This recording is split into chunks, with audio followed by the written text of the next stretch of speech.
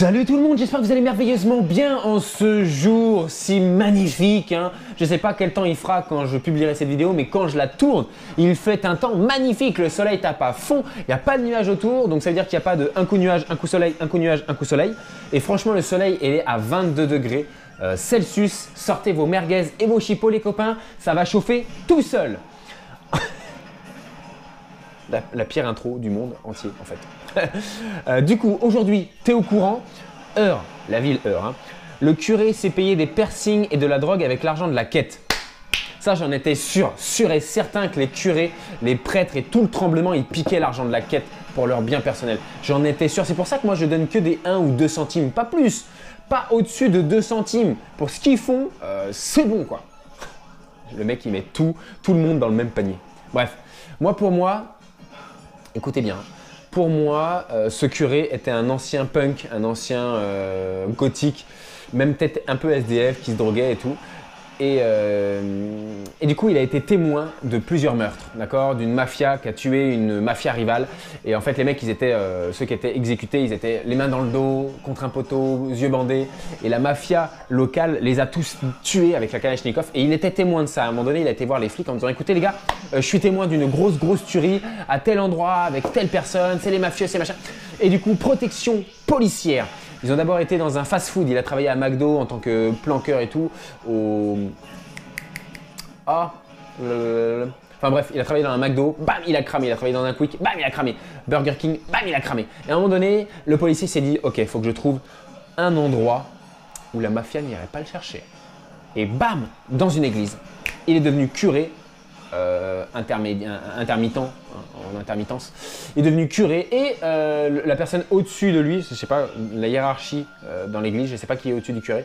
Donc la personne au-dessus du curé lui a dit écoute, maintenant tu vas te charger de la quête mon gars, tu sais peut-être pas faire les belles paroles, lire les textes saints, machin, bidule, mais tu vas faire la quête, c'est la seule mission que je vais te confier. Et le mec en fait il a pris l'argent de la quête et il les a mis dans la poche. C'est pour ça qu'il s'est refait des piercings, il a peut-être donné un peu d'argent pour de la drogue ou même peut-être remboursé un petit peu de l'argent qu'il devait à des mafieux ou on n'en sait rien. Enfin, moi je pense que c'est la meilleur truc possible. Effectivement, vous allez me dire Adrien, tu nous racontes un peu des conneries.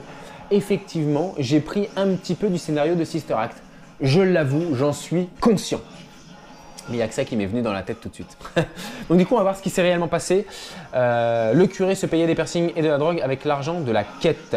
Un curé de l'Eure, le père Francis Michel, a été condamné à 15 000 € d'amende par le tribunal correctionnel d'Évreux pour avoir détourné plus de 100 000 € sur l'argent de la quête. D'après les relevés, cet argent a servi à des dépenses assez saugrenues.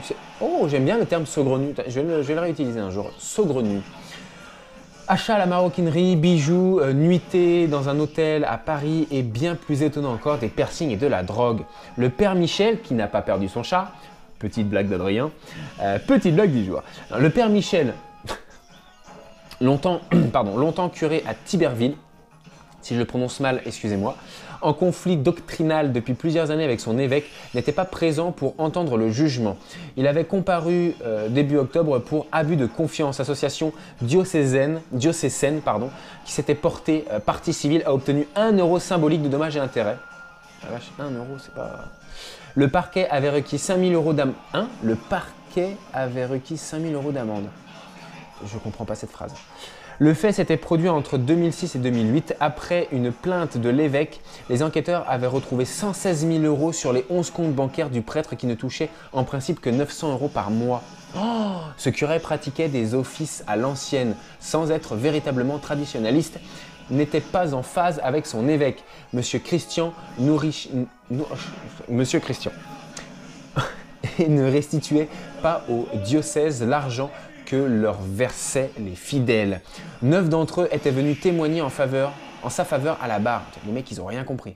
Plus précisément, le prêtre ne reversait pas au diocèse l'argent reçu à l'occasion des baptêmes, des enterrements, des mariages, comme il était censé le faire.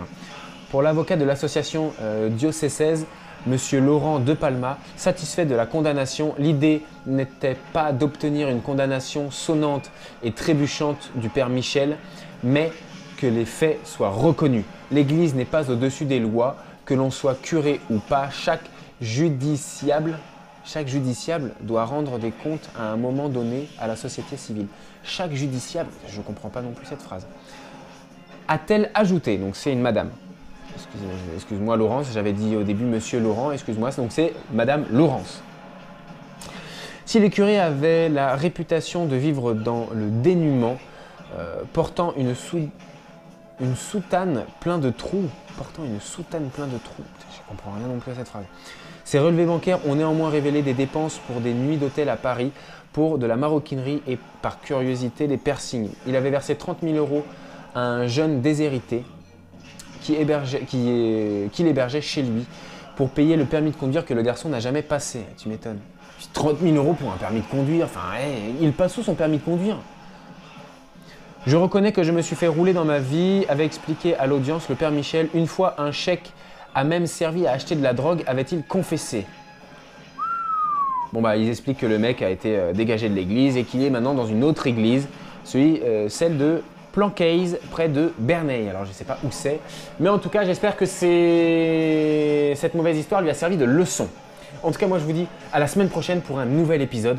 Franchement, waouh, je ne pensais pas qu'un curé aurait pu faire ça. Donc effectivement il se défend comme il peut le pauvre, hein. Il se défend clairement comme il peut. 100 000 € en moins. Oh, c'est énorme, mais c'est énorme. Avec ça je paye la moitié de ma baraque. Direct. En tout cas, moi je vous dis à la semaine prochaine. Je vous fais des bisous tout le monde. N'hésitez pas, aimez, partagez, abonnez-vous. Ça peut que m'encourager à continuer à faire ce que je fais. Salut tout le monde.